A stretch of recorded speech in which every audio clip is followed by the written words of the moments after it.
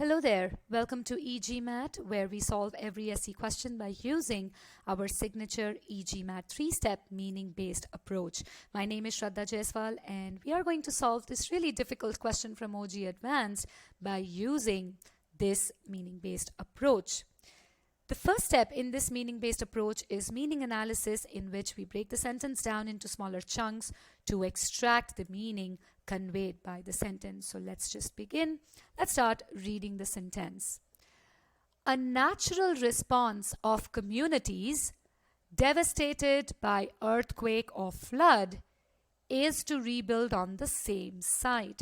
Okay, so the sentence is talking about a general response that comes from those communities that are devastated by earthquake or flood or any other natural calamity. What is that natural response? The natural response is to rebuild on the very same site where the natural calamity struck. Okay, reading further. Overlooking the possibility that the forces that caused it could be repeated. Okay, so the sentence is saying that the natural response of the communities is to rebuild on the same site where a natural calamity struck, and in this natural response the communities overlook the possibility of the same calamity happening again. So this is what the logical meaning of the sentence is, but let's just put together what this sentence is conveying the way it is written.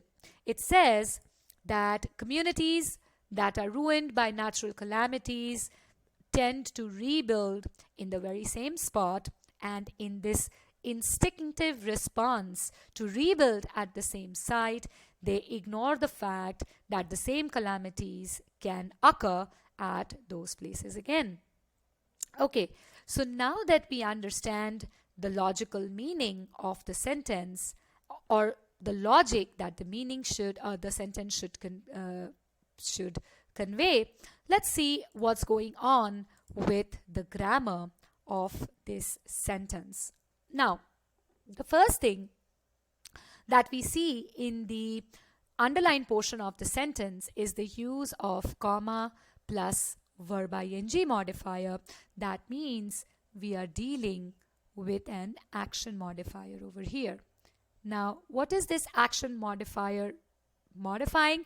It's saying that in their natural response to rebuild on the same site, the natural response overlooks the possibility that the forces could be repeated.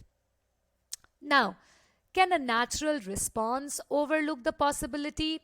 I don't think so. That could be the case. Yes, the communities can definitely overlook the possibility. So most definitely we have this modifier error over here because our modifier action does not make sense with the doer of the modified action, which is. So we definitely have modifier issue in this sentence. So that's our first error in this sentence. Then look at this part of the sentence. It says that the forces could be repeated. Now this part just does not make any sense. Why? Because it is not the forces that created those calamities could be repeated. It is the calamities itself that could be repeated. So the subject and the verb here, they do not make sense at all, and hence this subject verb pair renders the sentence absolutely illogical. So we have this second error in this sentence. The subject verb, this is the first one, the modifier error completely makes the sentence illogical. The second one also makes the sentence illogical. The third error that we see in this sentence is the usage of this pronoun. This pronoun is there in the sentence, but what does it refer to? What is the antecedent of this pronoun?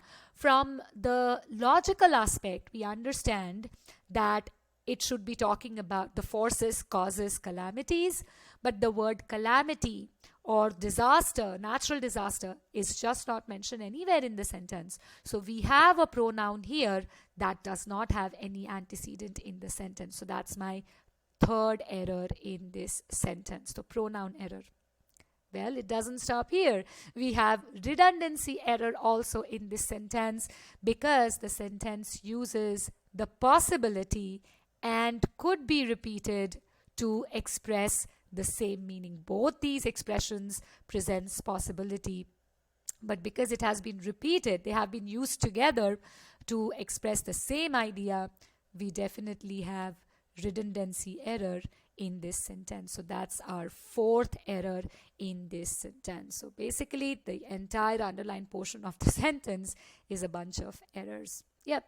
So now that we understand the meaning that the sentence should convey and the errors that are going on in this sentence, with the better understanding of this sentence, let's move on to error analysis. And choice A is definitely wrong for all the errors that we could identify while analyzing it. Now, if you take a look at choice B, it's not very different from choice A. You know, the only difference is here, the only difference that we see in between choices A and B is that caused has now been made causing, which is absolutely fine. Both these expressions work in this sentence, but every other error that we saw in choice A has been repeated in choice B also. So choice B is also wrong. What's going on in choice C? That opening modifier overlooking is still present in choice C. So we definitely have this modifier error going on. Also, another error in this sentence is the verbiage. You know, overlooking must be followed by the noun entity that is overlooked. For example, the teacher overlooked the mischief of the student, right? So whenever we use the word overlooked or any form of the word overlook, it must be immediately followed by that noun entity that is being overlooked. So this structure over here, overlooking, that the forces that cause the disaster, it's absolutely ungrammatical. So we definitely have this expression error going on in this sentence. So we definitely have expression error plus the modifier error in choice C. Now rest of the thing is absolutely fine in choice C, because it is actually making the meaning very, very logical. Let's read. The forces that caused the disaster could also cause another one. This one is now talking about disaster, and this is the meaning that we are looking for, that the forces that caused the disaster could also cause another disaster, like that, right? And again, the redundancy has also been taken care of. The sentence only uses could also. So the latter part of the choice is fine, but definitely the structure is not working for us, and that opening modifier is not working for us in choice C. Let's take a look at choice D. Choice D brings in a certain structural error, structural change without considering, okay? So here, what are we talking about? A natural response of communities is to rebuild on the same site without considering that the forces causing the disaster could be repeated. Now here we are no more dealing with a comma plus verb ing modifier that must make sense with the doer of the modified entity. Simply we are using a prepositional phrase modifier here, which is an action modifier in the case of this in the context of this sentence. So here it is modifying is to rebuild. So choice D is actually saying that the action of rebuilding on the same site is done without considering that the forces causing the disaster could be repeated. So this usage is absolutely fine over here. We are only dealing with an action modifier that only connects with the action over here.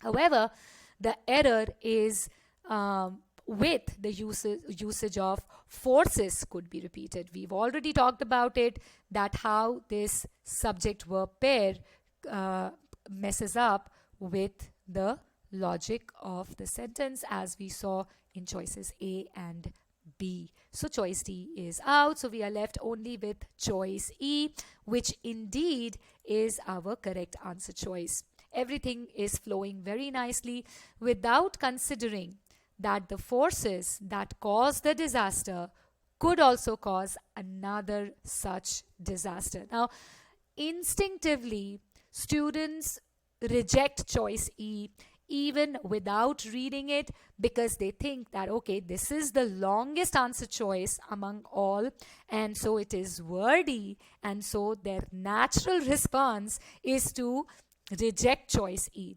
But this is a wrong way of approaching SC sentences. Keep in mind that wordy does not mean more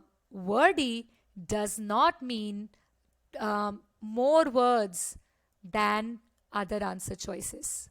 It definitely does not mean that.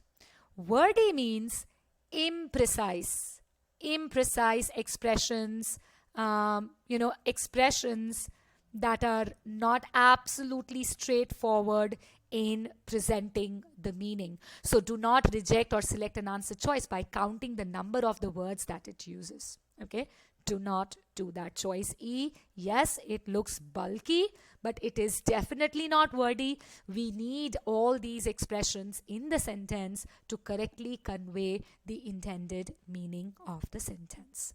So choice E is the one to go for. Time for takeaways.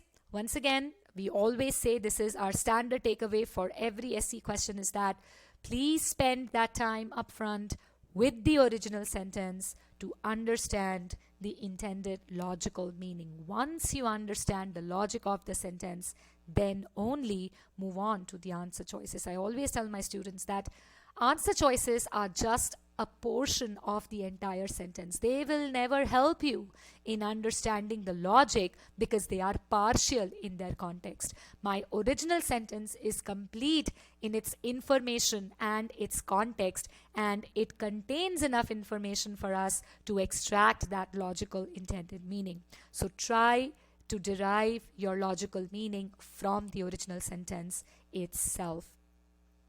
A few grammatical tips over here. Modifiers must be logical so that they totally fit into the context of the sentence. So we must make sure that all our modifiers are logical. Also, there is no place for redundancy in SC questions. So possibility, could be, together, nope, it's absolutely a no-go. So let's not stay away from the redundancy errors, and always make sure that every single pronoun used in a sentence has an antecedent. That pair is absolutely a must in every SC question. All right. So with this, we've come to an end of this solution. If you like this solution, please give us a thumbs up so that we know that what we are doing here is actually helping you all. If you're interested in more such quality solutions and other quality content for GMAT, please subscribe to our channel, as we are always striving to bring out good content for all of you. Also, check the links that you see in the description below for more helpful resources. With this, I say goodbye and happy learning from e-GMAT.